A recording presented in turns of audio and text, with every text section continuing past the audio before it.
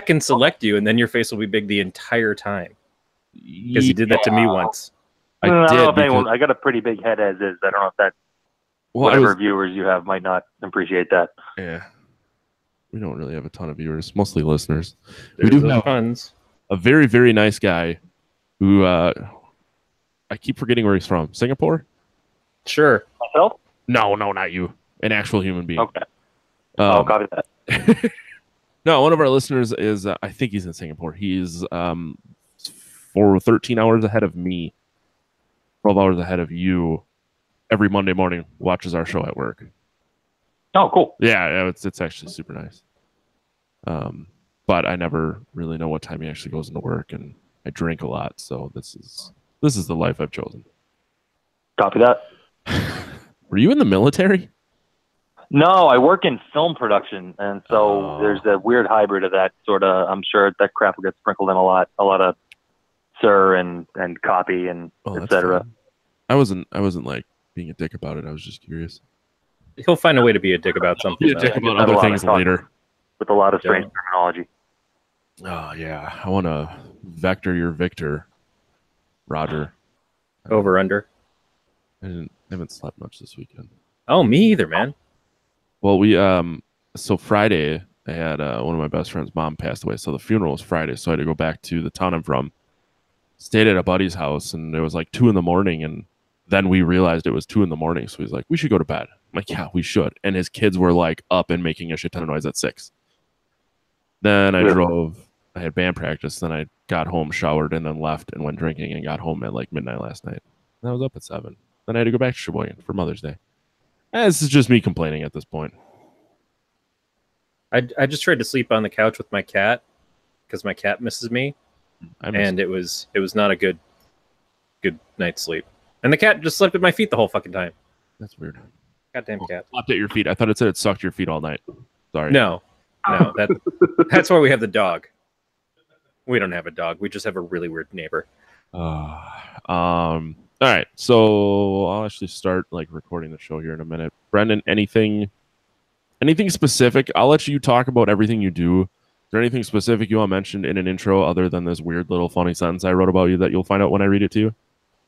I guess not. There's like 2 projects that from the last 2 years, if anyone would be interested in seeing.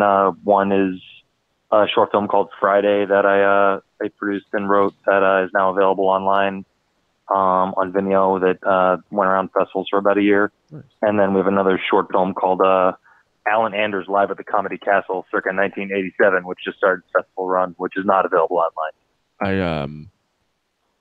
I'll just let you say the name of that second one again later, because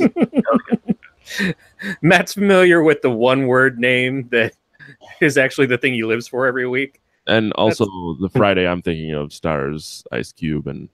Yeah, I was going to say, I loved you in The Fifth Element, Mr. Tucker. Thank you. I really appreciate that. I think the Silver Linings Playbook is really where I shine.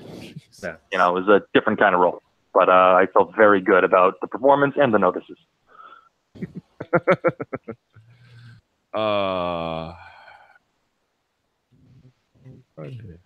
Right. Did I already ask you if you have any questions? This might be not my finest performance. No, I'm good, man. I think as long as this thing doesn't screw, as long as I'm coming through okay on the phone to you guys, I'm hearing you guys fine. Yeah, I tested the audio in terms like recording, and you sound fine. Okay, cool. So it's not. I mean, it's not like you're talking through a phone, but that's really no big deal. And Matt, I'll ask you, like I always do, should I turn off my air? No, I don't care. I have a fan on because it's finally like summer here for a day. It dropped down to 60 degrees today, and I'm still like, it's been fucking hot long enough. I'm going to leave the air conditioning on. It was 40 and raining Friday, and it was 70 today. It's supposed to be in the 70s all week. Yeah.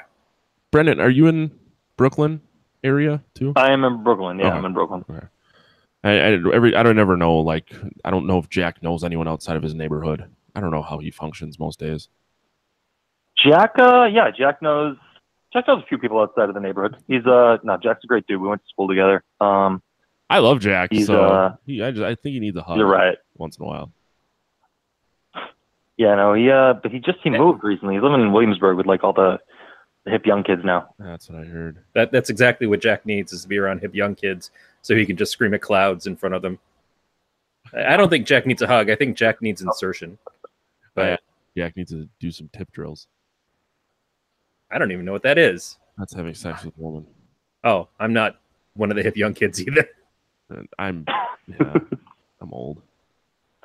All right. Welcome to episode 128 of the podcast here. I don't even know if it's the right number anymore. I keep fucking them up, and I guess I stopped caring. But this is a production of the Galactic Network. For more on this podcast, including show notes, contact information, subscription links, go to gncast.com/pot. I'm your host, Matt Stein. With me, as always, is Corey. I don't know what a tip drill is, Scott. I don't, but I also don't know what number this is. I'm not an accountant. It's not like we don't have a list of every episode we've ever done with the movie and the guest, and I still fuck these up all the time. Yeah, you could just go. No, I guess you can't go to the that's iTunes. Difficult. I could. I was in there before, but I still ignored it. Our guest this week has the most Irish-sounding name with the upper body strength to match. He also has a short film available on Vimeo now called Friday. Man, I'm gonna try and not murder an Irish accent. Brendan Jameson O'Brien. Hello. What does the upper body strength thing mean? I looked at his IMDb and everything is a boom mic operator. Oh, okay. This is accurate, and that is pretty ironic considering my difficulty in trying to connect the microphone to talk to you guys today. Hey, that's not your fault. That is Mac and Chrome's inability to just get along. Thank you, Steve Jobs. That's why we're glad you're dead. Yeah. Oh, harsh. Oh, yeah, but I don't say it about the new guy because he's gay, and that would be a hate crime. Corey just said so many offensive things that, like as mentioned. So Brendan is actually calling in, kind of, but he still has his Hangout video on. So you can, if you want to watch him in a tiny little box, hold a phone to his face, you can watch that on YouTube. Yeah, we're also convinced that his like sex fetish was wasting people's time. So that's why not having his face in a tiny little box. That's a better one. Like that's just all I've ever wanted to do is have my face in a tiny box, and then we had to break it to him. This is happy Mother's Day to everybody. I had to break it to him that Corey and I get off by helping people with tech support. So yeah, it really was fortuitous. It worked out for everybody. It's a great way to start things off. We have the perfect relationship because we just get each other off. Speaking of getting each other off, you mentioned another short film that the name was A Literal Mile Long. So yes, I'd like you to say mile. that, and then talk about what you do. What do you do with your life? Okay. With my life, like you said, I'm a boom operator. That's my day job. I work on movies and TV shows here in New York. But do you ever sing your title to Sade? Sorry? Do you ever sing your title to Sade? Like, I'm a boom operator. Boom operator. Had that sung to me roughly 5,000. Yes. Wow. I don't bring the good jokes. I just bring the jokes I know. Still, no, but if there's something to be said for jokes that go right into the zeitgeist, so there's something to be said for that. Yeah, I've definitely. I know I'm intimately familiar with parody versions of Sade songs as a result of my chosen profession. But no, yeah, I've been doing that for a long time, and you know, when I can kind of break away from that, it's a good living. But I write and produce short films, and that's what I've been doing the last couple of years. So, like you said, there's a movie Friday that went around that people could watch on Vimeo if they're interested, about a girl on the night of Ted Bundy's execution. Okay. And then the other film you said is called Alan Anders. For short, the full title is Alan Anders Live at the Comedy Castle, circa 1987. It just premiered at South by Southwest. And if it sounds like a working title, there's a reason for that. That was definitely a case of everyone involved being like, okay, we got to shoot it, but we'll come up with a really good title later. And we just kind of went with that. Why do I feel now, Corey and before this comes up, and I forget to mention it, we are stealing Brendan from We Studios once again. Yes. Oh yeah, Jack Pacone. I know him for a long time. Me and him went to school together a million years ago, and yeah, I went episode of 90th Percentile with him and Dan. It was a lot of fun. Yeah, if Jack ever again says that he wasted his money going to film school. We have benefited so much from the contacts that he's made there. Money's worth. Now I feel like Friday is something that we have either talked about or I have heard of outside of Jack or this moment right now. Okay. I could have also made it up after a long night of drinking. And fair enough. I mean, that's how I spend most nights as well. So no judgments. No, Friday is a movie that was directed by Laura Moss and that I produced. We're writing partners, and premiered at South by Southwest 2 years ago, and we had a really good festival run with it. It's about there's this real life event when Ted Bundy was executed in '89. This impromptu tailgate party happened, where like hundreds of people, pre social media, pre cell phones, just all got the same idea that they wanted to go have a tailgate party across from the prison and count down to his execution. So the movie takes place in this really small Florida town, about an hour between Gainesville and Jacksonville, where that's the seat of executions for the state. And it's just about this, kind of coming of age story, this teenage girl and a couple other kids on this night when this really kind of macabre, kind of carnival festival things happening that really happened back in '89. Huh. That sounds fucking awesome. It's a trip. It was a weird real thing. You can look up the photos online of the actual event, and it really is, it's people selling T-shirts and Burn Bundy Burn signs on the local marquee. And the title of the movie is FRYDAY, because that was actually a bunch of signs were around saying Tuesday is Friday. And that was a joke that some sign makers had in 1989. I think I'm going to watch this when we're done here. We're proud of how it came out. It got a good reception. We had a good run, but it's available. You can watch it on Vimeo. It's a staff pick. Just FRYDAY Friday. Yeah, it's I'll have the link in the show notes. But if you just go to Vimeo, Friday shows up right on top. 2 lines down. Big Ben. I want to say, just in reference to what you were saying earlier, Matt, I want to say that I heard about this on Harmontown. Really? I feel like he talked about this documentary. My Google alerts are letting me down if that happens, but that would have been neat. I don't listen to it religiously enough to be able to back up Corey, but I do think I should mention that Corey gets turned on by lying to people. That's true. There's a long list of turn-ons and offs that I'm getting from you guys in a very short amount of time. We're really getting to know each other. Yeah, we're very weird and strange. And the thing is, I have to have a signal device to let people know, because there's no other physical acumen that shows up when I'm turned on anymore. We talked about that a couple weeks ago. He had LED installed in his nipples so that people know when he's turned on. Yep. So if you see red glows coming from the bottom of his cam, he's visibly aroused. And if there's a whistle coming out of my butt, it just means I'm conscious. That means that his water's boiling. Okay. It's it's like the old Star Trek episode with the 2 blinks for yes, 1 blink for no. 2 blinking lights. Pod. There are 4 lights in my nipples. Oh, Jesus. I am curious about this Alan Anders, because I see that it's 7 minutes long. So It is, yes, it is much shorter. It is that movie that just premiered at South by Southwest last year, and we're doing a festival run right now. I think we were just in Nashville, and upcoming we'd be at we're going to be playing in Denver on May 18th, and our New York premiere is going to be at the Rooftop Film Series on May 25th. And you can look all that up at alananders.com. But it basically, that is a really different movie where Laura directed it as well, and I produced it. It's kind of like an existential take on a stand-up comedian who finds themselves, I'll say in their own version of hell, kind of having a psychotic episode on stage, and where the audience doesn't necessarily seem to notice while it's happening. And we shot it with, we got 3 broadcast quality cameras from the 80s, and we shot the special in an old comedy club in New York in one day, and it's got a weird kind of found footage vibe to it.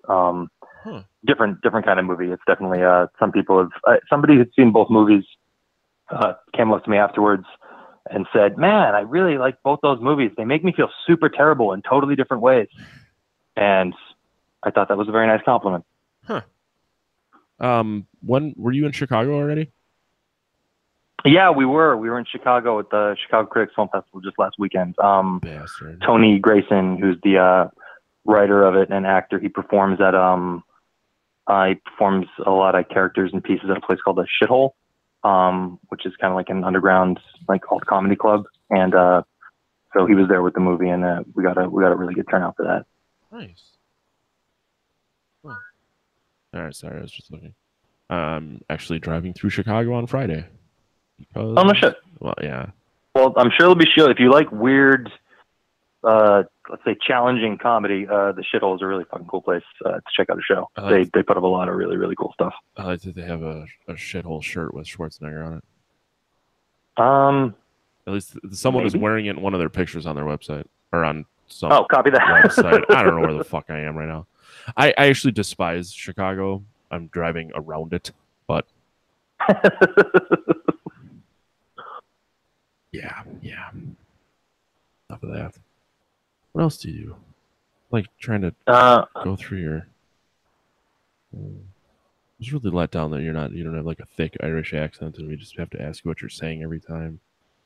I could do a fake Irish accent for a minute if you want. No, you don't have to lie to us. What do you? Okay, like most of my family is from the south. So actually, this wouldn't really work. I'm doing it's kind of a Dublin accent. It's probably not very good if someone's listening from Ireland, but you know it's all right. Like passable if you're like really drunk and like someone might buy it.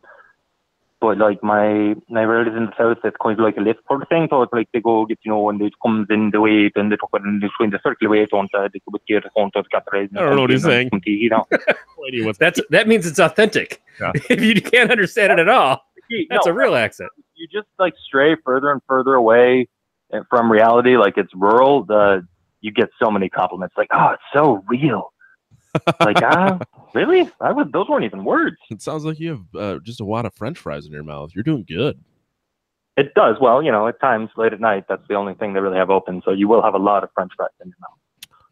Sounds right. So I do see you're drinking beer with me, so I'm not alone. So I got to ask what it is. No, I didn't want to make anyone feel lonely. So it's not the first time I've drank alone on this show. I think last week I drank alone and got incredibly drunk. That's also how I got through 7th grade. Yeah, I got real drunk in 7th grade. No, I didn't, Corey. Anyways, what are you drinking? I'm drinking a Brooklyn's summer ale. Ooh. Well, hang on. I got to make your face big. There it is. So it's a nice, cool sewage? No, Brooklyn makes a lot of really good beer. I wish I can't get it anywhere near here. I think Ohio's like the closest state, and I hate that state, so I just don't drink Brooklyn beer ever. You have a hard fucking time getting through the country. I've had a lot of terrible experiences in Chicago, although they do house one of my favorite burger places known to man, Kuma's Corner. Okay. Every burger is named after a death metal band. Okay. And the food's actually really fucking good to begin with. But like the suburbs, I'm fine with the suburbs. Like there's 3 breweries on the west side that I'm stopping at on my way to Munster, Indiana, which is where 3 Floyds. Munster. Oh, okay. Yeah, so there's the Illinois-Indiana border, and Munster is exit 1. Okay. So that's like the cheese? Yes, like Munster cheese, yes. Yeah. Have you ever heard of 3 Floyds Brewing? I have not, no. Okay. I think it's a big Midwest thing, so it is what it is. It's terrible for you because they make a lot of really good beers, but they're doing their yearly limited release.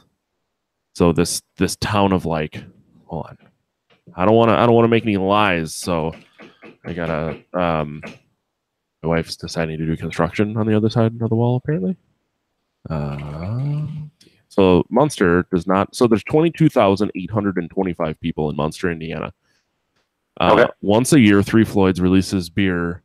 And 13,000 more people show up to pick this beer up. Holy crap! Yeah, so the city, like the police get real lax on open container laws on the streets. Yeah. And like I don't know what kind of music you listen to, but Dying Fetus and Pig Destroyer are playing this year. And last year was Amon Amarth. Copy. Yeah, so that's. I'm going to assume that's a metal. That's not a jam band. No. Amon Amarth is like a big Viking metal band, so their drum riser is like a Viking ship. I don't really listen to it, but it was still pretty fucking cool to see. But yeah, so that's why I'm driving around Chicago. And for a beer/Viking metal festival experience. Pretty much. Yeah, pretty much. Cool. Just stand in a parking lot in hopefully not the rain. And copy. Yeah, that's my life. Matt, what are you drinking? Oh, thank you. Sorry, I've not had a lot of sleep this weekend, so I'm very spacey. First up, Collective Arts, Life in the Clouds. I can't do anything. It's a hazy New England style IPA for the hipster that doesn't want to chew on plants. And speaking of, I had hipster lunch on Friday. I actually had kale chips with my. Dude, kale tastes like soap to me. I don't know how you feel about it. This was scorched with a bunch of, I assume, olive oil. No. Not seasoned well enough. I think it either needed more salt or I would have preferred to have some Parmesan grated on top of it. But it was actual vegetation as part of my lunch, which was not a usual thing. I'm proud of you. I'm telling you, I started eating a lot of spinach and asparagus, and my pee smells terrific. Oh, we had cabbage for dinner on Friday night too. Well, I bet your ass smelled terrific. Yes. It was cabbage with bacon, but it was amazing. Hot. I bet your insides were not happy with you. No, they felt great. First time roughage in like 14 years, so just go for it. I love vegetables, which is weird. So, speaking of vegetables, I'm going to drink this Oat India Pale Ale next from Central State. Do you think an oat is a vegetable? No, that was just my segue to say the other beer I had. And it's not a good one. It's just the opening I had, so I took it. Say hi to your wife for me. Got nothing. I was waiting for her to start fucking hammering nails through the wall again. The way my life goes, she's going to slip and the hammer's going to hit me in the forehead and my death's going to be on YouTube. Hey, we finally get some viewers, probably. You probably would. Did I sound like Jack there? Did I sound like too sad for my own good? No, not nearly sad enough. All right, good. I love you, Jack. I am drinking a drive-in style Dog and Suds root beer, which I haven't tasted yet, but it doesn't look like anything special. It looks like it might be from the people who do maybe Frosty sodas. Frosty does a blue cream soda, or Dad's root beer, but I can't imagine that it would be, because then why would they have two root beers? But I'm going to give it a shot. Well, it could be like Carl's Jr. and Hardee's, where it's the same damn thing. Just there's like a dividing line, so Dad's might be in the north, and something. I don't know. I'm just going to stop talking. Don't they do that with Hellman's, and there's another mayonnaise that does that as well? Like Hellman's, there's one mayonnaise, but then west of the Rockies, it's called something ridiculous. I mean, I guess I should talk to the person who's from west of the Rockies. I don't know. I guess I got to look it up. Well, up in the Rockies, they don't want to talk about hell, so.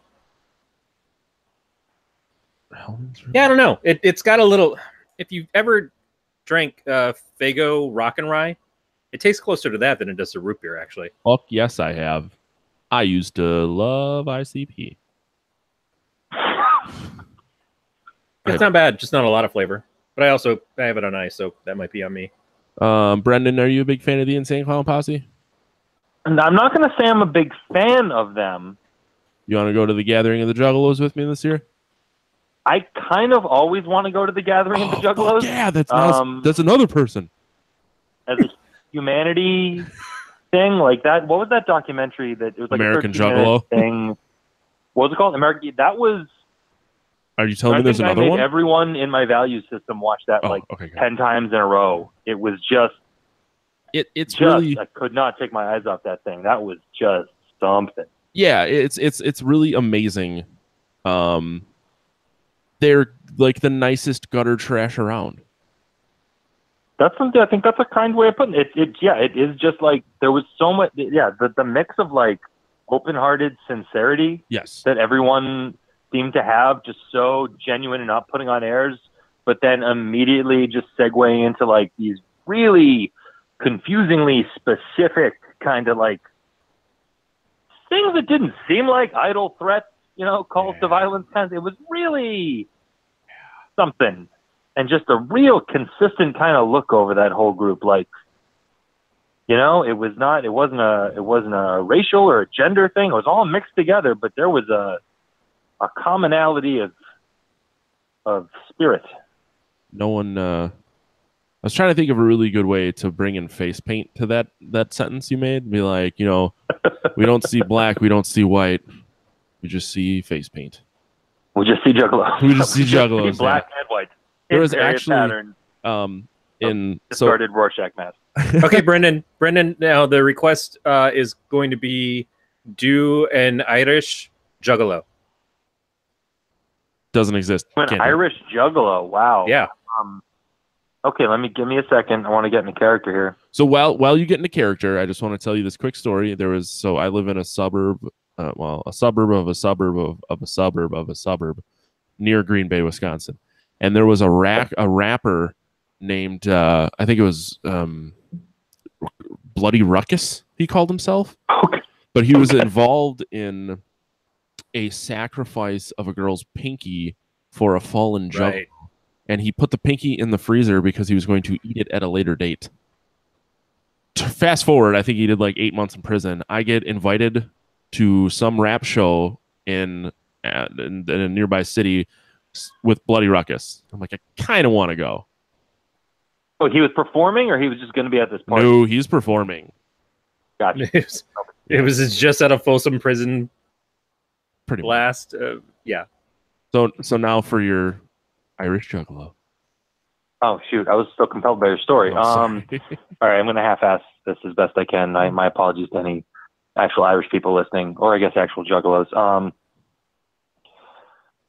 Right, it's like all about positivity. It's like people want to say that we're like, gangsters or like terrorists or like something like that, but it's not. It's like completely just like love, it's like, it's what we say, like, the juggalos are family. Like, these peoples are my family. Everyone here is my family, and you fuck with my family, I'm going to fucking kill you. I'll fucking cut your head off. I don't give a fuck, because like, that's fucking love, that's fucking juggalo love, and fucking people don't understand that who aren't fucking part of the family. And you can fucking quote me on that. You did miss a whoop whoop, but see, I didn't. If I had time, my preparation had been more solid, that would. If you had time to prepare a proper monologue, if I had time to prepare a proper Irish juggalo monologue, I don't blame anyone on this particular conversation for not giving me time, but I was wrapped up in a compelling story about sacrifice and eating of a toe, which is the most juggalo-y thing I've ever heard, because it is like, it's a sweetness to that. It's like, no, man, I got to eat that toe. I promise. Like, it's a violent act done out of a confused sense of like sweetness and obligation. Yeah, they're an odd people. I mean, I've seen ICP a few times, and like everyone's usually really nice. They just kind of like leave you alone, like, because everyone's there for the same purpose. Everyone's there to see the same act. So no one ever. I just want to say, the Irish juggalo is like the baby pigeon. You never see them, but you know they've got to exist. There's got to be one, right? Please tell like me there's an upcoming confused girl with like the nattiest looking blonde dreadlocks and just like a rosy beyond rosy face going on with like just totally covered up in some confused makeup style, like one weird pink dreadlock just kind of shooting off at a weird angle. I really hope that there is fuck, I had it, I lost it, damn it. Fago needs a potato flavor. That'd be really good. You make like Fago booze. Fago like a Fago whiskey. Fago corned beef. Fago corn. Ooh, see, I could see like pouring a couple red pops into a corned beef in a slow cooker. I always thought Red Pop was disgusting, but I could see Red it. pop is like a cream soda. It's just got a hue to it. Nah, I mean, I think Fago's cream soda is really amazing, and Fago's cream soda is very amazing. the root beer is Red pop's not that far. never got into Red Pop. Oh wait, no, Rock and Rye is like a cream soda mixed with something else, but the Red Pop is a cherry soda, isn't it? No, it tastes like cherry. Well, it tastes like cherry cough syrup, in my opinion. That's what I mean. Do you have Fago up by you, Brendan? No, absolutely not. Fago is not. I don't know where the line happens, but it happens well west of the New York, New England area. Either that or the only time I ever saw Fago was either in Insane Clown Posse Paraphernalia, or I did a movie in Detroit like 6 or God help me 7 years ago, and it was just everywhere, and I was like, what the Yeah. This? Like people would make a point of like going, and nothing with the Insane Clown Posse, just like local pride. Like people would make a point. Strangers would make points about like you drinking Diet Coke, like get very Fago proud. Yeah. Detroit is like this, I don't know, this nexus point because we have Fago, we can rock the RC colas, and we even have Town Club, which I don't know anybody else has Town Club, but heard of that. I couldn't tell you. Yeah. When I grew up in Boston, and we had Polar Seltzer was a huge thing, which I guess doesn't really exist. We have it up by me. You have it? Yeah. Oh, well then, F that. I guess I was way off. Well, it's in like one grocery store, and there's only 5 or 6 flavors, but I do buy it on occasion. It's a fine seltzer. We also we had kettle chips for the rest of the world. Cape Cod potato chips were fine and delicious. Before this kettle chip explosion seemed to happen. I remember eating a lot of those as a kid. Apparently, you can purchase Fago from their website. Oh yeah, you can sometimes find Fago in Bevmo. Well, we have these gas stations called Quick Trips, and they carry Fago, but they have like 4 flavors. You can get like Diet Cola, Diet Root Beer, Diet Orange. They have cotton candy, but no, I'm not drinking cotton candy flavored soda. Wait, do you guys have those the Bud Light Arita things they put in cans out by you? Yep. I did not see these until I was taking a road trip with my brother several years ago, and I was in Tennessee, and it was the first time I ever saw clam Rita in a can. Mm-hmm. Oh God, clam flavored Bud Light drink in a like a 16-ounce can. Yep. Yeah, those Bud Oritas used to come in like 10 or 12-ounce cans, and now they're in like 40-ounce cans because they're jumping up. Yeah. I just assume it's because the state I live in is just entirely alcoholics. Well, I mean, that's a lot of states can take a swing at that, but actually your state is historically alcoholic, isn't it? Yeah. Have you ever seen like the top 10 drinking countries, like cities in the country? Like, yeah, your state. 8 of them are in Wisconsin. Beer, but no, yeah. At least you're on your phone. I do. Yeah. See, this is the advantage. Exactly. See, I usually have to like make Corey talk while I get up and go pee because I have the bladder of a 4-year-old. He just means hanging out in his basement. Yeah. I should. Your state is like incredibly alcoholic. And yeah. I say that not pejoratively, like that's tip of the cap. No, it really and like I don't drink nearly as much as a lot of people I know, regardless of what Corey is about to say and how he makes fun of me being an alcoholic. But it's the city I grew up in has, I want to say it's a 1.5-mile stretch that is literally just bar, restaurant, bar. It's an L, and it's just all fucking bars. And the joke was there's more churches and bars, or like there's a church or a bar on every street corner in Sheboygan, Wisconsin, and it's not false. You're from Sheboygan? Yeah, yes, I am. Because that is, I mean, I've never been to Sheboygan, but that is one of those random, when Johnny Carson would just pick a random town from the Midwest that sounded funny. They'd be like, oh, what are they doing in Sheboygan? Like that. Sheboygan, Walla Walla. Intimately familiar with that name just based on its phonetic pleasantness to say out loud. Yeah, there's a big surfing following there. Like surfing is really big, yeah, because it's right on Lake Michigan, and there's a huge stretch of beaches. I don't know why it's not Manitowoc or Green Bay, but yeah, it's Sheboygan. They would have professional surf competitions there all the time. Like a guy that lived up the street from my parents' house when I was a kid was a professional surfer, and and it was just and I guess I never really gave a shit. Also, not like for being a big dude, I'm not very buoyant in water, so I just kind of stayed out of the water. You can't swim in a fetal position, Matt, and you're always kind of rolled up.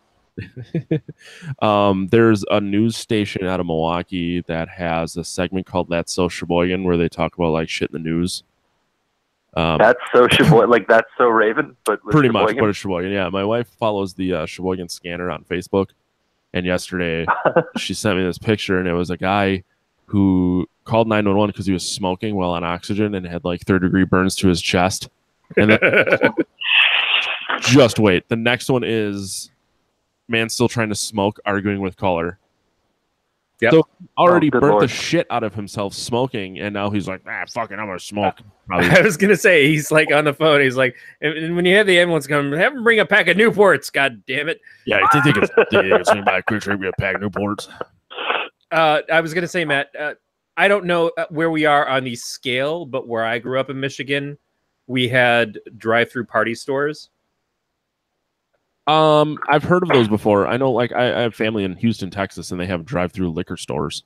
Yes, that's exactly that's what a party store for us was. I thought you could get like streamers. You just drive through streamers, and no, you could stream through it. Streamers, balloons, and cocaine. That's the party store. Pop the trunk, they'll throw like a key in the back. Want a party? Drive through. Yeah, when I moved to California and somebody said, "Oh, I'm going to go to the party store later," I'm like, "Oh, great, give me some soda," and they're like, "What do you?" No, they have candles and shit. What are you talking about? What kind of party is that? Oh, a party. Yeah, wrong kind of party there. Yeah, it's for children. And yes, exactly. I mean, our party stores in Michigan are like what the clowns go through before they have to go deal with the fucking kids. Yeah, either way, you need supplies. Yes. But Drew Carey, I think, said it best. He's like, it's for the drunk driver who's constantly on the go. That's a good point. Oh, yeah. God, I remember that bit. Wasn't that special he had that used to be on Comedy Central all the time? Oh, yeah. Yeah, God, I watched, I guess, yeah. I think everyone here speaking probably watched a lot of midday Comedy Central programming in their youth. Yeah, obviously when I moved out and got different, so I had, you probably have what, Cox or Comcast, Brendan? We have one of them ate the other one, and now it's Spectrum. Oh, Time Warner and Charter. Yeah. That same thing happened here. So I had Charter growing up, moved out of Sheboygan to Appleton when I moved in with my now wife. We had AT&T Uverse because I was like, this is the fucking coolest thing ever. So Comedy Central like changed where it was. So it stopped being channel like 42. So I could never find it. So I stopped watching it. And now we just don't have TV. But Comedy Central, we have Sling, which I think I get Comedy Central, but I watch True TV or just Netflix. Yeah, it's kind of amazing because I don't know, I think we're all probably around the same age. Like I initially, when I moved out of the house and got to college, I didn't get cable because I was like, well, I can't afford cable. Yeah. I will soon have it when I'm a grown up. But then technology just kind of evolved around me where I was like, well, I don't fucking need to buy that shit. Yeah, I can just get Sling, or I can get any shit. Yeah, we have like I said, we have Sling, and then we have an antenna because the wife can't go without watching her Packers. Dude, hey, God bless her. I have an antenna, and I use that for the big sports games, whatever they are, like national stuff, and then occasionally I will. I don't know how you guys feel about it. I will still watch the occasional live Saturday Night Live, not because I think it's going to be particularly good, but it's like comfort food from being a kid. Mm-hmm. It's like eating like that Chinese place around the corner you grew up, on. It's just like, I don't know if this is objectively good. I'm not going to ask anyone to do it with me, but it feels nice now. Right. I know the format. Right. To be perfectly honest, if I'm awake late enough on a Saturday night to watch Saturday Night Live, I'm drunk. Oh yeah, no, well, the ditto. But you know, all depends on the ins and outs. Like, are you having sex with a female? Oh God, no. That you don't know how to do that. But no, the the ins and outs of. Well, I guess maybe that would be one of the things. There's many ins, many outs, many considerations. I should mention. So Jack, our mutual friend that we mentioned, We Studios Jack, just messaged us on YouTube, and it says, "I've been listening to you guys my whole trip from Staten Island. I have no frame of reference." He says the train is shut down downtown, and I had to pee so bad, so now I'm listening to you guys at an empty Irish pub in Fitty. Which one? I don't know. Jack, which Irish pub are you at? I guess Brendan can hear you. You can hear. Fuck this. I don't know, Jack. I don't know what Fitty is. What is FIDI? FIDI? Fidix? I just hope that he's listening to us while peeing at that pub. I hope he's listening to us dick in hand. Yes. Wait, what's the context? FIDI? Yeah. Ironically, you mentioned getting up to pee as I finally peed after 10 minutes of playing it cool like I wasn't here just to use the bathroom. I'm still trying to figure out what a fitty is. Well, Jack, while you're there, your mission is to find someone who's authentically Irish that is also into the ICP. Yeah. So it's an Irish pub in Fitty. Is that one of your silly neighborhoods? Not that I'm aware of. I've been here a minute. Fitty. Fitty. Financial district. Oh. I had to Google that. I swear to God, I really. Would that be the FIDI? I had nothing. They're the FIDI? I guess if you said FIDI though, I still would have thought you were talking about like a toolkit store. He already said he's hanging out with the young hipsters now, so. Yeah, Jack's all about shortening words. Like he's about the FIDI. He's about the FIDI, and he definitely will appreciate a nice beer. Oh, very good. And then maybe he can, after he's done in FIDI, he can cruise up to Nolita. And look, don't be so basic. Dancing around in Spaha. Now I'm confused. I caught basic. I knew that. What is? I want to go to Hell's Kitchen. I like that show. Doesn't that take place in California though? No, the whole economy is just based off Gordon Ramsay. Yeah. No, yeah. The show takes place in California, and I'm pretty sure if I went to Hell's Kitchen, I would just curl up and scream about how much I hate all these people. Yeah, that's about right. We've only known each other for a small time here, but I think you got it about straight. They're actually, I gotta tell me, they're mostly gone now. But even like a couple years ago, there was still these like Hell's Kitchen-y blocks that like, would just be like a weird bar that was like one level and like a green door and people just openly selling cocaine behind the bar. But so is Hell's Kitchen a shithole? Like I guess I know nothing. No, about it was historically, but it really, really completely 100% is not. Okay. It was a rough area like for a very, very long time because it was right near the docks on that section of Manhattan. So it was mostly dock workers and a lot of like what you'd call like old fashioned northeastern union folk. I'm looking at it on Google Maps and I feel like I visited it. I turned on the old satellite view. I could drop down to a street view if I need to, and I feel like I'm there. There was I just love the differences between New York, the whole metro area, and San Francisco. In New York, you've got Hell's Kitchen. In San Francisco, you've got the Tenderloin. It's just so opposite on the spectrum from each other. They're different. I mean, they have their own ups and downs. I've never been to San Francisco. That is just probably don't ever go. It's terrible. I would like to. I want to. I hear it's the architecture is very interesting and it's got its own. Oh, sure, whatever's standing at that moment. Because there's a homeless on every corner. I've heard about that too, but that's also. I mean, that's not just San Francisco. It's just increasingly so because. So it's more expensive to live in San Francisco now than New York, right? It's pretty close. Yeah, I don't know what the homeless situation is like out by you, but we don't deal with it because it's fucking 40 below all summer, and I know you guys have cold too. Yeah. But you're also still a major city. Jack says he's at Murphy's. Murphy's. Yeah. Hey, I know Murphy's. I was at Murphy's. No lie, Jack. I was at Murphy's last month because I had to go to a union thing, and Murphy's was around the corner, and we went there because the White Horse was too crowded. So, yeah. That's awesome. So, since we're 40 minutes in, we should probably talk about the agreed upon viewing for this week. Yeah, I guess so. I mean, this is nice, but if anybody wants to jump in on that, I'm totally down. I like I told you. So, yeah, I don't really know where to start. It was a BBC show called Garth Marenghi's Darkplace. And Brendan had, when we started, because this is all short notice, obviously last week we did not know that Brendan was coming. We didn't know what we were watching. So when I'd say 90% through the show, I didn't know what I was watching. But I loved the style. Like it obviously it has multiple characters who were in the IT crowd, and Matt Berry's in Toast of London. So it's like the style. Although I fucking hate singing in TV shows, so when he sang towards the end, I got really upset, and that's also the reason I gave up on Toast of London, was because he was singing in every episode. But I loved that song because it was so perfectly. On the last episode. Yeah.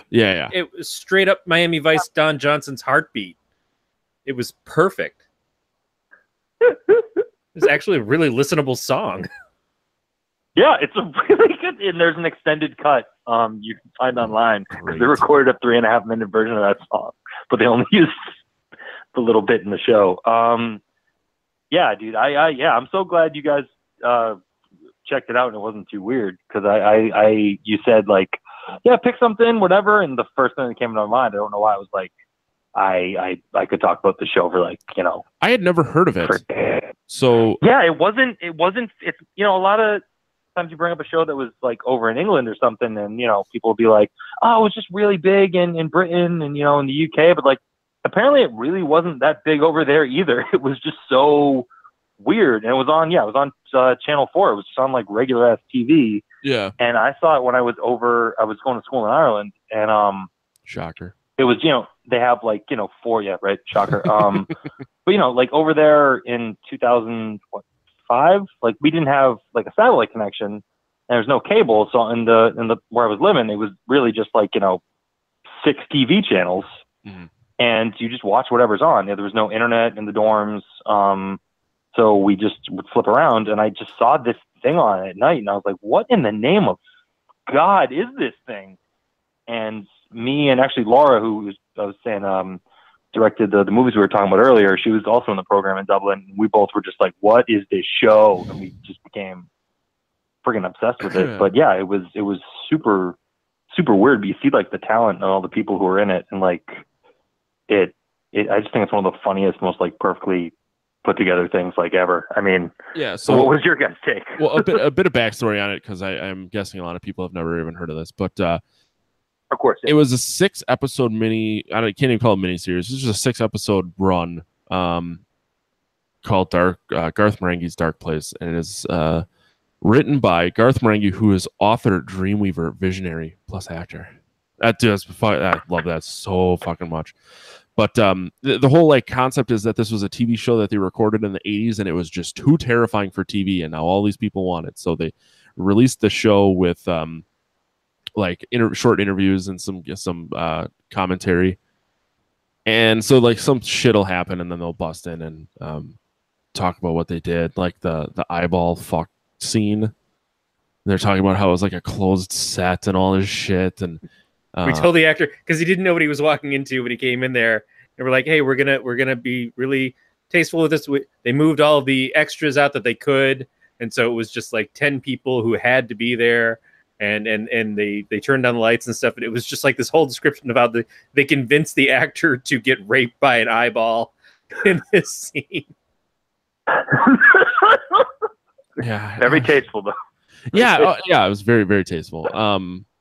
Dude, it was just such like I think like we ended up watching Unsolved Mysteries last night. We were at a friend's house, and we were just all loving Unsolved Mysteries because it's so like cheesy and poorly shot, and like I'm not a film person at all. So it's, and I know like when Jack comes on and he talks about shots, and we've had a couple other film types on, and like I'm just like, this is fucking hilarious to me, and I like how like terrible and cheesy it is. I'm sure you see it from a different standpoint because you I believe you said the greatest thing ever put in front of a camera. That might be. I mean, it's up there for me. It really like. I just like every single. It's hilarious. But even then, again, when I first watched it, I was a lot younger, and I hadn't worked in like on the production and the movies like for as long as I had. But like they make so many specific wrong, slightly weird choices. Like it's like they'll like ADR a whole scene for no reason, just in one character, and you don't notice until you like watch it again. Or they like they'll just move a background person like on a reverse shot in a way that it's not insanely obvious, but like if you rewatch it, because I rewatched the whole damn thing again, like when I was going to come on and talk to you guys, and like I was still noticing all these tiny ridiculous. So I rewatched things they made the first episode on Friday at my buddy's because I'm like, you gotta, because him and I have the same sense of humor, so I'm like, you guys see the show, and it was when what's his name? I want to use the correct name. So Dean Lerner. He basically is like, if you don't do what I said, you're gonna get this hand, and he raises his hand, and instead of the camera just like zooming out, it just like shoots over real quick and then back. I didn't notice that. So like it's funny that you mentioned like all these things that pop up the second time through. Is I spent just so much time of like the first 3 episodes just being like, why does this exist and why isn't there more of it? All right, so one thing I want to talk about is that in the 80s there were a lot of anthology shows that were based off of horror properties. We know about Freddy's Nightmares. There was a Friday the 13th, the series, and they didn't have anything to do with the shows. And of course, there was Tales from the Crypt. But there was also Ray Bradbury had a show that were, I guess they were based off of short stories and stuff, but maybe also just scripts that he did for the show. So he would come on and introduce the episode, and then they'd play whatever. And that's what this reminded me of, is that they take the fictional writer and they say, oh yeah, we're going to give him a series. But in this case, he created a series where he also stars in it, and it is taking place in one setting, but each of them is sort of a monster of the week thing, which I could easily see Stephen King doing. But it was just so bizarre, but it did fit pretty well with that 80s quality. But in the 80s quality of like, this would not last for very long. And I think a lot of those other shows lasted a little bit longer. There was a point where they introduced the Alice Lowe's character, Madeline Wool, and she's psychic. And so when she first comes in and she touches this guy's hand, and they both just start screaming because of this vision that they have with each other, and she falls over. But then there's a part where I think Dean Lerner looks at her and he's like, so you're psychic, eh? And she says yes, and then she blinks her eyes and her eyes are completely black, and then they go back to normal. And it was just so subtle and for no reason at all. It was just like, this is to illustrate that she's psychic. And I just died right there. I was like, okay, this is pretty good. I don't know why I thought it was so funny, but one of my favorite lines is when the weird guy behind the desk is like, can you start today? And she goes, do I have time to go to the toilet? And he just goes, no. And she's like, no. Yeah, and then they again, so many like little things, but the way even the way just like they have the only one female character, and they're all patting themselves on the back in the interviews about like writing like real strong like women characters. Mm-hmm. And even for like if it's a fictional 80s, you said Madeline Wool, the character was just like psychic, like super doctor. They're asking her to like wash the dishes and like and stand in line to get me chicken for shopping and clothes. Yeah, like it just is so hilariously ridiculous. That show makes me laugh like few things, because it just goes from like 0 to 11 so quickly. The end of the first episode is a zombie comes up at the funeral, and then there's I think literally like a minute and a half of no dialogue and just people discharging firearms, just like shotguns and pistols, and just like shooting at this freaking zombie coming out of the ground. Like it doesn't make sense. It's on all like sides of the line. Like none of it like matches. It's just firing weapons, and like then he gets a flamethrower. I don't know. It's so inspiredly ridiculous. I don't know. I've always been a big fan. Really glad. I'm glad you guys liked it. I'm also glad to just share it with anybody, because like people have not heard of it a lot, which always surprised me. But I'm like, well, I only know about it because I was happened to be, you know, UK adjacent when it was on television. I want to interject here real quick. Jack spent $15 on a data overage plan just so you can stream the fucking recording of this. Jack, I will buy the next round at Murphy's or any other bar. Thank you, Jack. Hell, I want to buy Jack a beer, but I want to buy him a beer here, not there. Well, what you should do is you should buy Dan a beer and then Jack will drink it. One beer there, I could probably get 3 or 4 here. Let me tell you a little something about some of the bars here. One time, there's a place down the street. It's called Romy's Nightingale. There's a massive fucking cow on the roof of this place. My buddy and I got 4 beers and 2 Jello shots, and it was $14. That is different than here. Yeah. Oh yeah. I was in Vegas and my for a conference, and the guy I was with and I got vodka and sodas, and 2 of them were $19, and they were just like the little plastic cups. I'm like, this is fucking stupid. Like, I hate this place. There's a point where it just wears on you. Yeah. I've been trying to talk Jack into coming to visit because he says he misses grass, and I'm like, it takes me 2 hours to mow my lawn. Come mow my lawn for me. Man, I'd like to point out also that, Jack, if you miss grass, like you grew up in Staten Island, it's right here. Like, you know, Jack didn't grow up in, you know, the fertile plains of the Midwest. No, yeah, that's true. I mean, I think he's just being Jack. I also just want Jack to come visit so I can kill him in my field and bury him in my yard. Bury yourself in him. No, not at all. Visit his body every day and just go, hi, Jack. I just have to ask, is it a real cow on the roof? No, it's like a big plastic one. Okay, so it's not just a cow that got up there somehow, because I can believe that of your town. There's in Door County, which is like the peninsula of the state, they have a restaurant with grass on the roof, and there's goats up there in the summer. Yeah, that's a normal. Yeah, thing. I could see it. Yeah. Anyway, sorry. Back to Garth. Yeah, Marenchi's. And I think you guys were saying, or you were saying earlier, like, yeah, there's so many people on that show who you'd recognize, like Matt Berry from, you know, the IT crowd and Toast to London, but Richard Ayoade from the IT crowd, but also, I mean, he's just one of like the funniest, weirdest guys on British television in the last 15 years. I like him. Like, and I don't know. Yeah. So this was on in 2004. I don't know when the IT crowd was on though. So like, I don't know if this came first. I think it was after, but I also I'm not sure. IT crowd was 2006 to 2010. Oh, I was on the Mighty Boosh. But Mighty Boosh was, I think, after as well. It just says, I'm looking at his Wikipedia, and it says 2006 or 2006 is Garth Marenghi's shows. I think oh my God, there's more Garth Marenghi shows. Yeah, no, there's Man to Man with Dean Lerner. Mother fuck what? It's it's very different.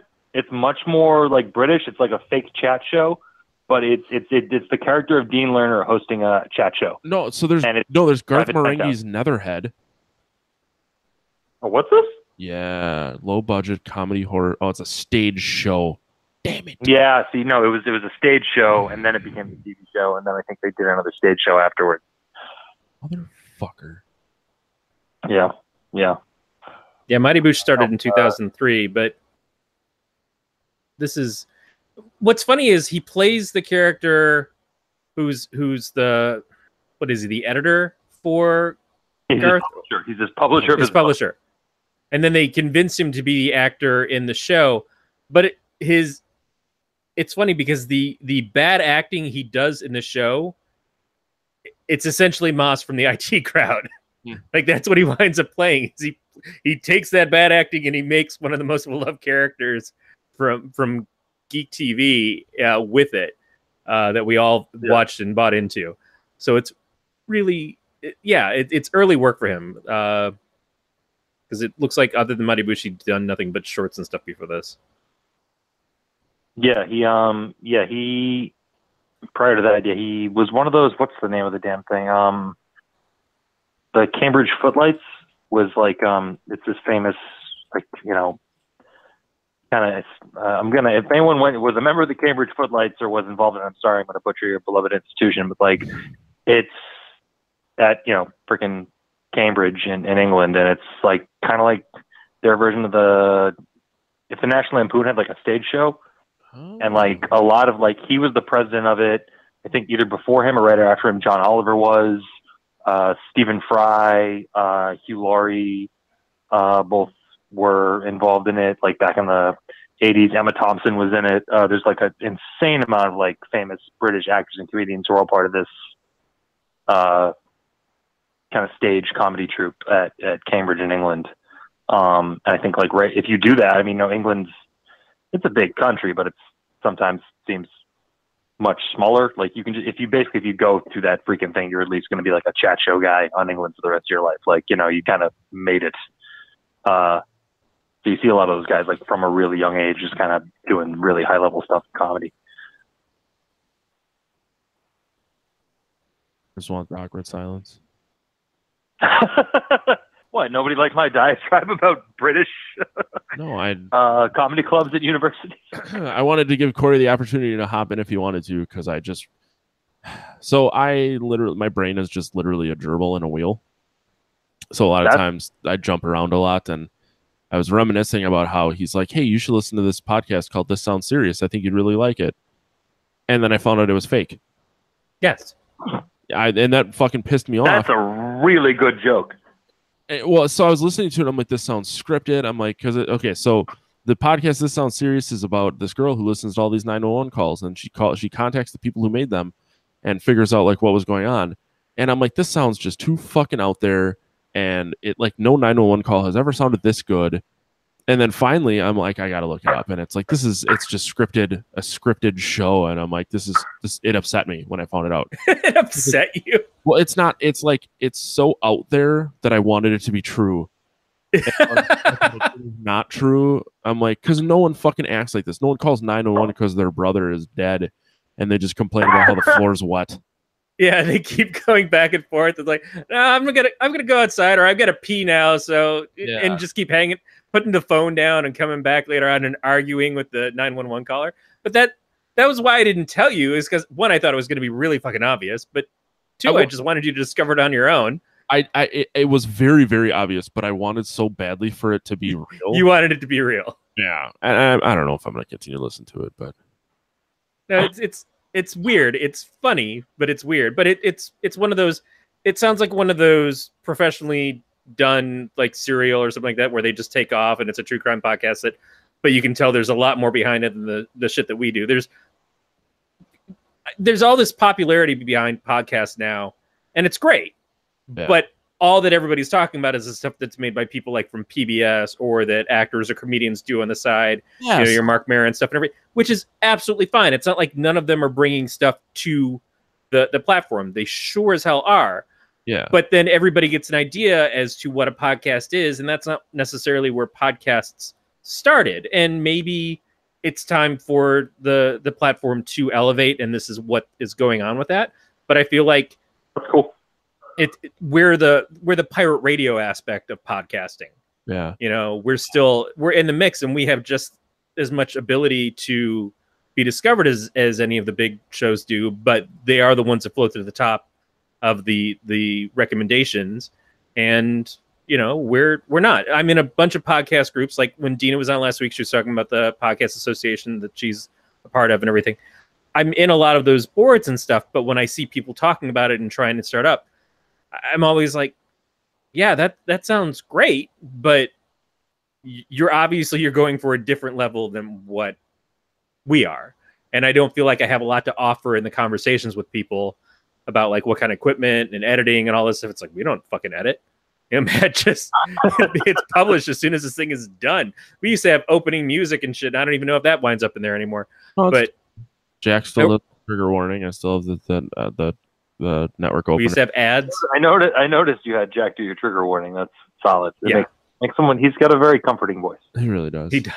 I used to put ads, but we don't get paid for ads, so there's really no urgency other than I'm just doing someone else a favor. Yeah, but I just like doing them. Well, but you don't quote unquote edit the show. No, I do not. That's why I don't care. Yeah. I mean, I care, but I don't care. Well, yeah, it is what it is. It hasn't people haven't stopped listening because I took an ad out. Right.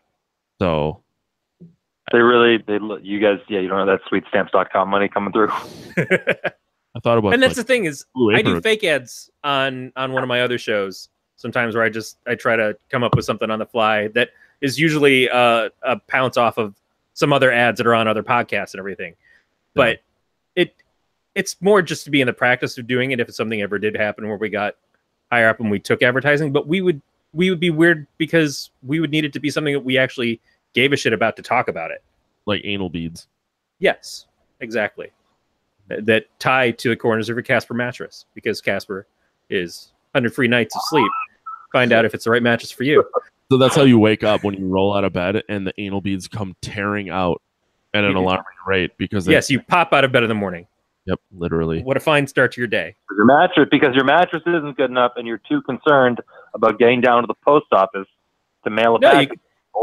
You gotta make it to the kitchen. Right through your new pair of MeUndies. Right, exactly. MeUndies, meant to keep your ass intact in the morning, right before you drink from your Nespresso machine. So, what? I don't know, man. I thought you might like it because it's comedic. But maybe I should have given you a warning as to what the show was instead of just saying, have you listened to it? I think now that I know that it's Jack wants to market MeUndies. I'd wear them. I think now that I know that it's fake, I can listen to it, but thinking it was real and then just hearing it, I'm like, there's no fucking way this is real. Yes. Like, my legal property talked me into listening to Homecoming, which is like a psychological thriller by Gimlet. But like David Schwimmer's in it and Catherine Keener, Amy Sedaris, I believe David Cross is in it too. So like I can take that with a grain of salt because there are all these weird conversations that wouldn't normally be recorded they're being played because I know it's fake.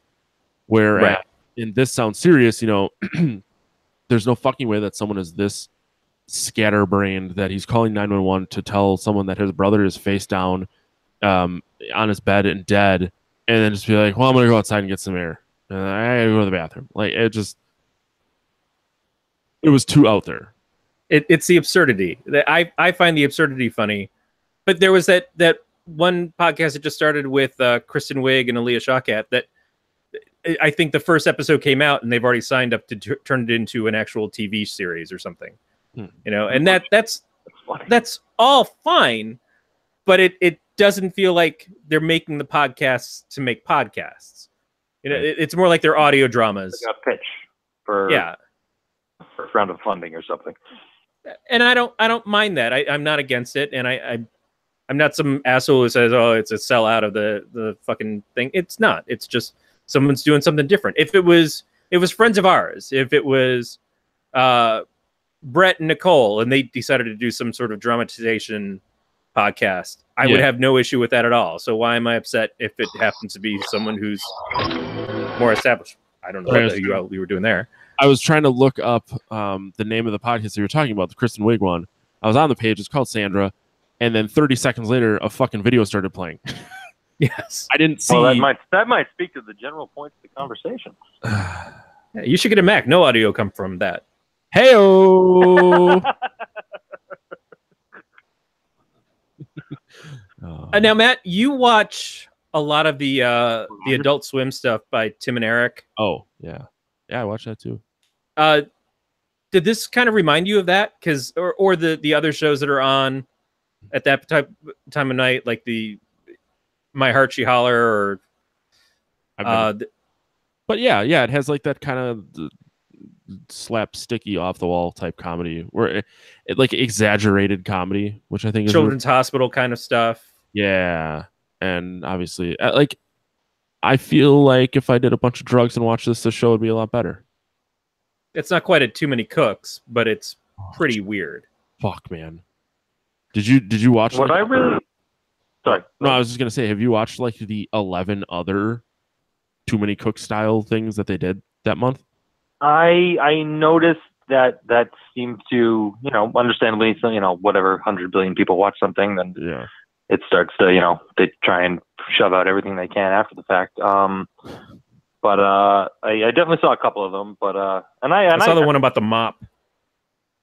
But yeah, there were definitely a couple things that came out afterwards where it, just kind of seemed like they were kind of searching around for whatever they had lying in the bin that they thought might hit people. And that's not a knock on necessarily the people who made them. I think it's just you got to strike while the iron's hot.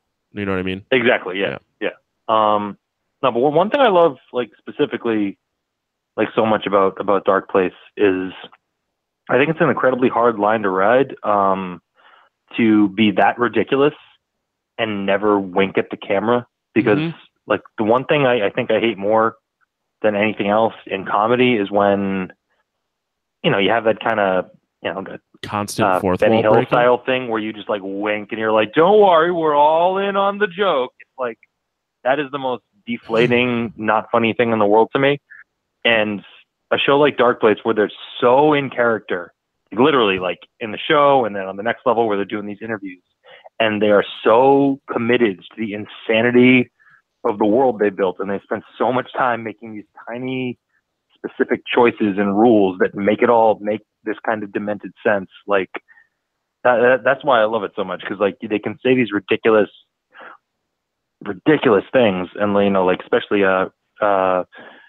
Iowade's character Dean Lerner, who just goes on these rants about like basically just like admitting to murder and like people he's like trapped in his basement and all in the service of like not losing a client, but he's just so dead-eyed and so serious about it. It's just so funny.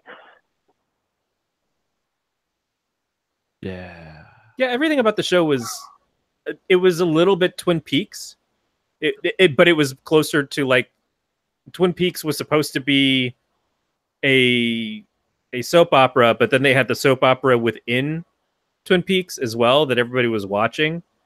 And I feel like this should be the supernatural show that takes place inside of another show that is Twin Peaks-ish. And that's sort of what it was, is that we're watching a show that is really about we're watching a documentary about this writer, and he's telling us about how he made this program. I guess it's sort of what it is. But you're right. They don't break the fourth wall beyond that. Like it never isn't taken seriously by the people who are involved in it. And then the little things that pop up, they seem committed to. Like and I think it was the 5th episode when we find out that Madeline Wool disappeared and is presumed dead. And they're trying to say, oh yeah, no, I think she's in this town, but she's probably buried there if she was buried. It's just, these are the things that they just completely go into it, and they're 100% like, yeah, this is the whole thing with the characters. I also think that like fourth wall breaking wasn't really like a big thing until after the show came out. Like I want to say like late aughts is when that became a quote unquote thing. Well, it seems like Basil Exposition did it in the second Austin Powers movie. When did that come out? That was late 90s, I think. Late 90s, 97, 98. But yeah, I mean, that was, in service like the larger kind of goofy spy movie parody. But yeah, that was all direct address stuff. But like, yeah, I think you're totally right. Yeah, that really became like kind of a trope in the middle of the last decade. Mm-hmm. But no, all these different like actors and all the weird kind of stuff they all went on to do. Did you guys ever hear of the movie came out like a year ago, Prevenge? No, it's a terrible. No, but Alice Lowe, who played Madeline Wool, she wrote, directed, and starred in a movie that I think you get it on Schiller.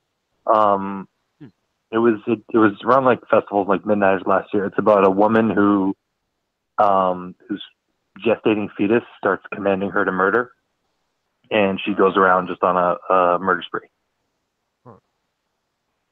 It's a fun movie. Sounds awesome. Yeah, definitely check it out. So it's kind of like Basket Case. Yeah, but it's maybe significantly Britishly feminine.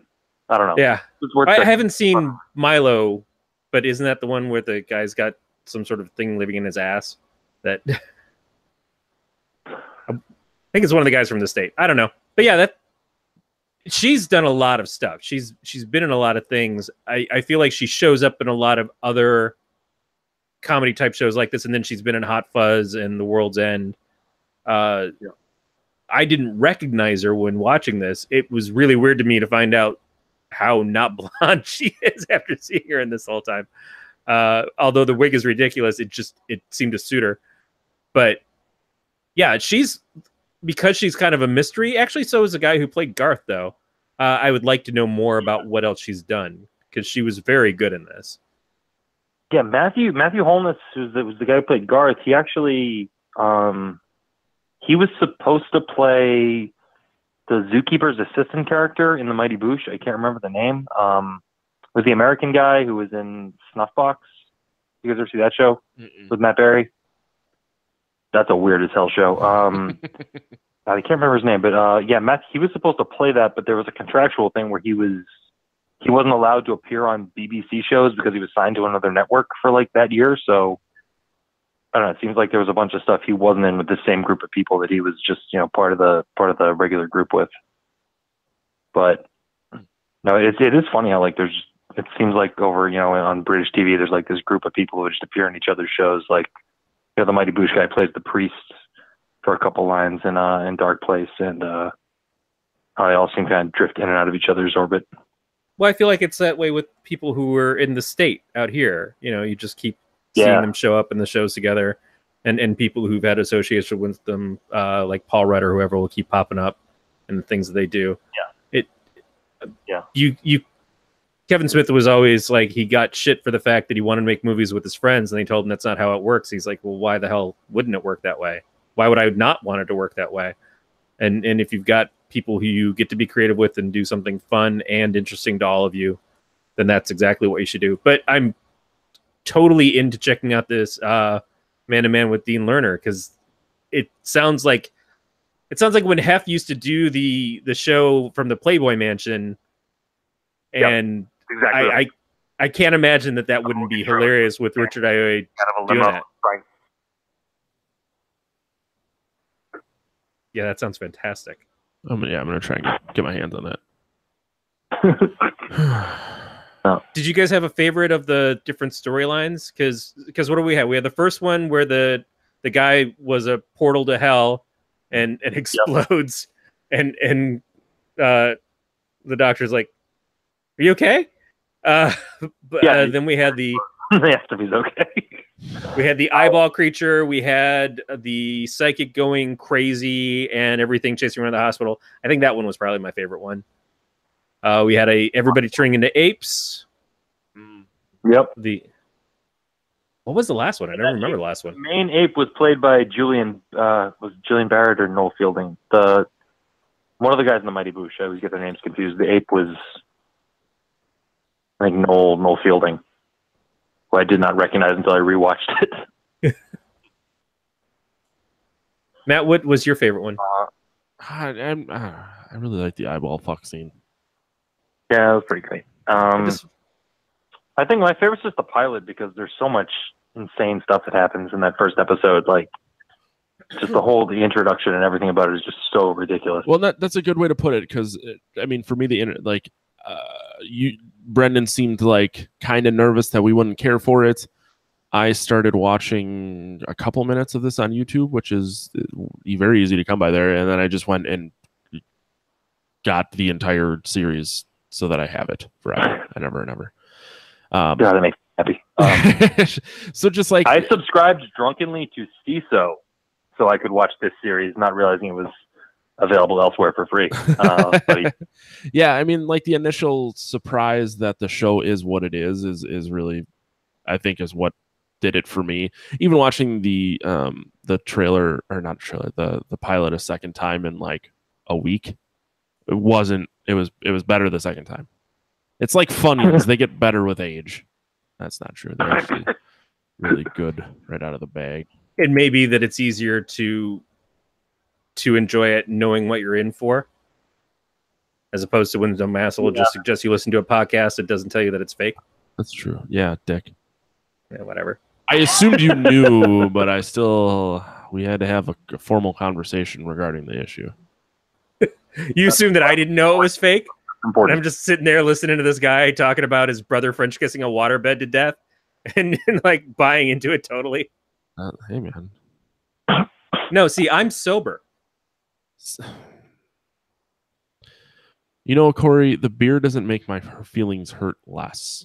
Yes, it does. That's exactly And why you're you drink. wrong. So halfway through it, I'm like, wait, that is the exact reason that a number of people get drunk. Exactly. You're doing it wrong, dude. Yeah, I am. Try harder. Tell you what does hurt right now, my bladder. Copy that. That's like mid-episode piss time. So, Well, do we have a lot more to say? and that was my then question is, I mean, if I know Brendan could talk all night about Garth Marenghi. I always want to call him Darth Marenghi. Sounds like a really awesome Star Wars character. Wait for it. They got enough, characters in there. They eventually every letter 13. combination is going to. Yeah, episode 13 of Star Wars is Darth Marenghi, and it's just an author, Dreamweaver, plus actor. Visionary, plus actor. Plus actor is so great. So I mean, I've kind of said my piece. Like, it's a really good show, and I plan to rewatch it, and I have, plans to understand it better. But I would just say anybody out there, if you like horror, which I assume you're listening to this, you probably do. If you like tropes of crappy 80s television and you like really, really tight writing, this is just one of the funniest things. And just like one of the most, not like smart, like social commentary smart, but smart from like a construction point of view. Like, I don't know. I just feel like you can break this thing apart 100 ways and like just rewatch it over and over again and see all these little, just intricate, tiny jokes that are just planted all over the place. And there's just a lot of like talented people in it who were really young, kind of figuring out, what they were going to do and what kind of jokes and careers they were going to make. Mm-hmm. And that, like I said, it's interesting hearing stuff like that coming from someone who actually like works in TV. Like what the fuck do I know? Yeah, there's stuff I didn't get watching it when I was, first time out, and then you see like these tiny like jokes that are just like, if you were spending the time on set to like try and like craft it, you'd be like, that is a waste of time that no one will get. Like the only person who could possibly get that is someone who watched it once and then watched it again 10 years later after 10 years working on the production end of the movie. Yeah. But I appreciate it at this point because it's like, it's just so stupid. It's so funny. It is a thing where you have to know that this is the style of humor that you enjoy. Yes. Because it's, if you don't want to watch it within anybody out there watches it and 5 minutes in, they're like, it's just not reading with me. Maybe I should keep watching. Don't do anything else. You'll have don't throw good money after bad. You will know immediately if you like it or not 5 minutes in. That's true. It's a really good point. So yeah, we can rank it then, I guess. So Brendan, as our guest, you have to go first. It's just a strict 0 to 5 scale because I got lazy with it. Is it the 0 to 5 scale where I rank it on how much I like it? Yeah, pretty much. So 5 is the highest and 0 is the lowest? Yeah, you just want me to put you down for a 5 right away? Yeah, put me down for a big old 5. I mean, you can give a big, long-winded explanation, which is what Corey likes to do. So, Corey. Okay, give me a big long 5 with an exclamation point. I said exclamation, but exclamation is close enough. That's I said my piece. I know what I said. Fair enough. Yeah. Okay. Touche, salesman. Corey, how about you? I'm closer to a 3. I enjoyed it. We're no longer on this fucking show. Yeah, I'm just saying. Maybe I'm the bitter dick right now. Maybe I'm the one who ranks everything low, like you did for the last 2 years. Hey, But man, I was looking at our scores the past fucking 2 months, and we've had nothing lower than a 3. wow, I thought I went lower last week. You, I don't care about you. This is about me. That is how I feel. No, I liked it. I don't know that I'm going to go back to it. Maybe in 10 years when I get to guest on someone else's horror podcast, hopefully with better production and a less drunk host. I know where you live. Now, 10 years is a long time, bitch. I don't plan to live for 10 more years. Take me to death. We've all seen that coming. I want to go where there's only dreams. Wow, that's dark. Or that's Dio. I'm like, what the fuck 80s rock lyric are you quoting? That sounds like it could be straight out of that song from the 6th episode. Yeah. One Track Lover. One Track Lover. That might replace. Jack just said I sound like him. I've made it. One Track Lover might replace True Survivor as my power song. Yeah, it's powerful. Have you listened to True Survivor? Have you listened to True Survivor, Brendan? True Survivor? No. What is True Survivor? The David Hasselhoff song that he sang for Kung Fury. No. Okay, so when we're done here, we're wrapping up. So in a couple minutes, you listen to that. You email me and you don't tell me that you wanted to spin kick your neighbor in the face after you listen to it. Copy deal. Yeah, I will check it out. Watch the music video too for a little added boner. Also, if you want to get back to Saturday Night Live that we were talking about earlier, I think it was last week's was the one with Childish Gambino / Donald Glover, and he did a skit where there was this song called "I Saw You Walking in the Rain."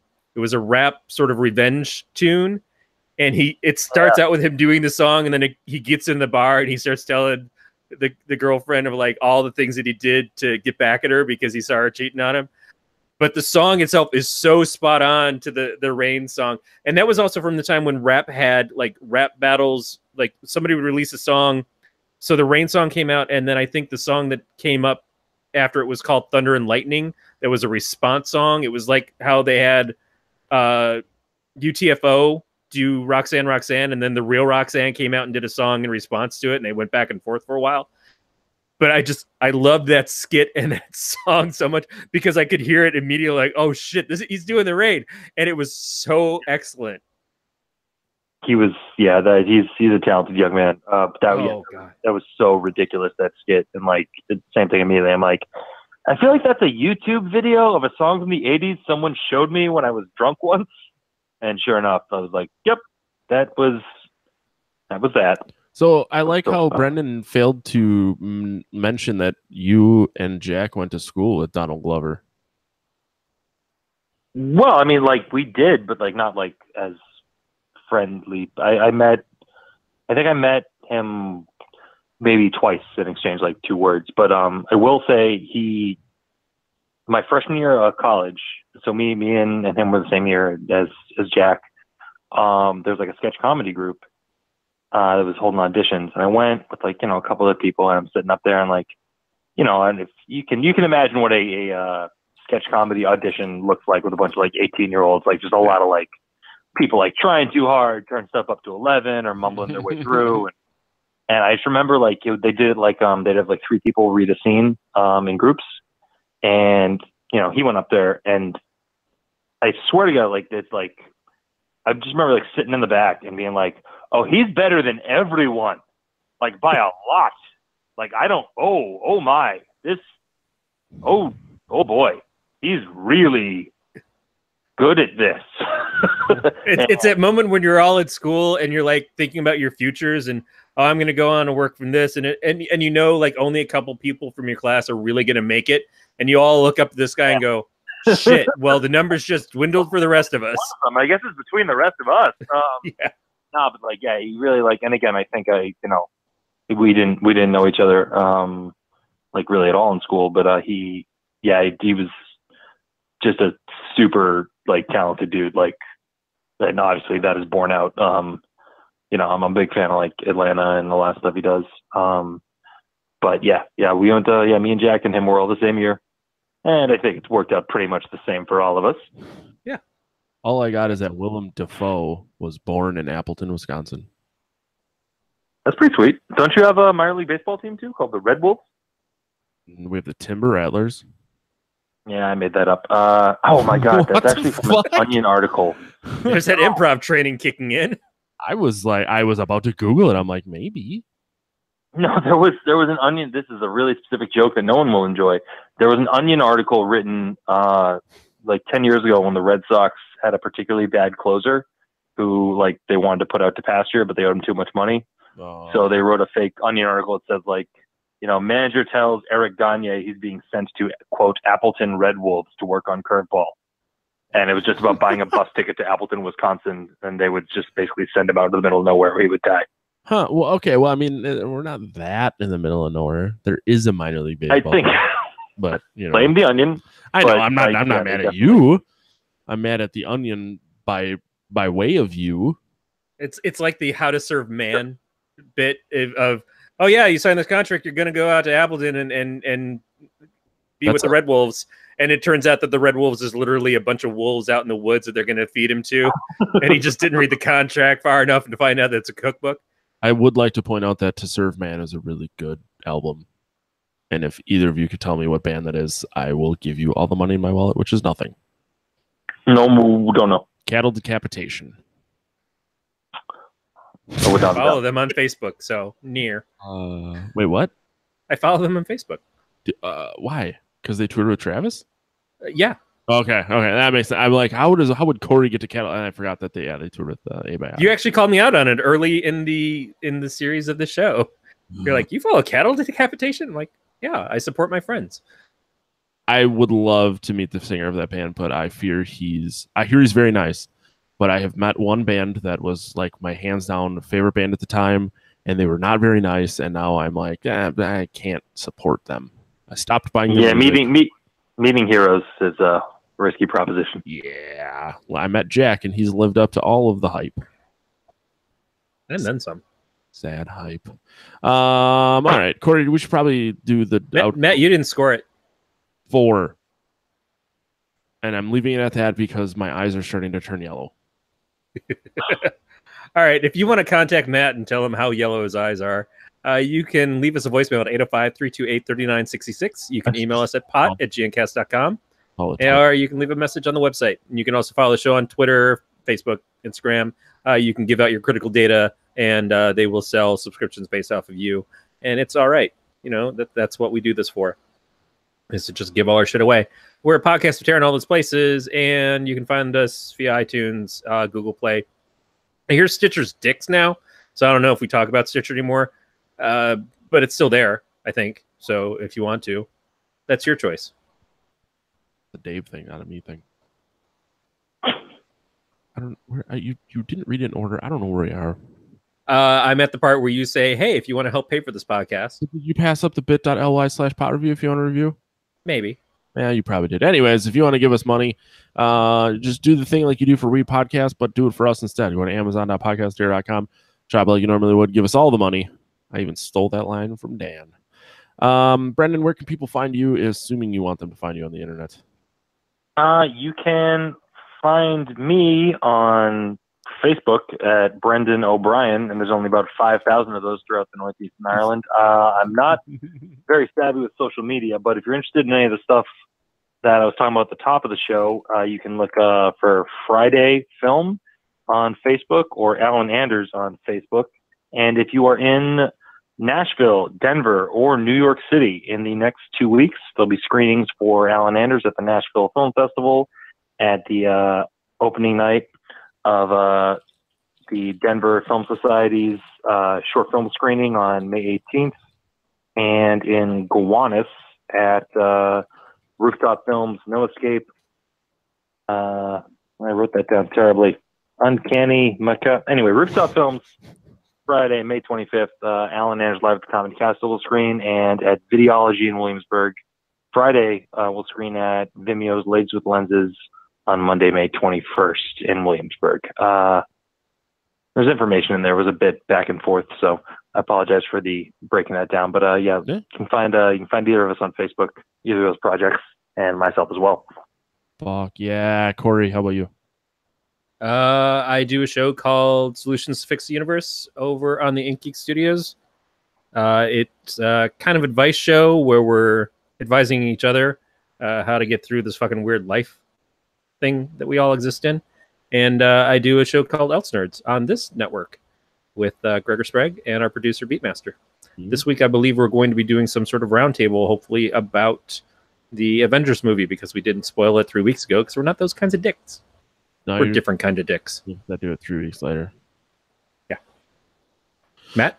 Yeah, you can find me on Twitter and Instagram and Untapped at Matt the Lifeguard. Or you can find him at a urinal where he's definitely going to get tapped. Oh my God, I don't want to talk about it right now.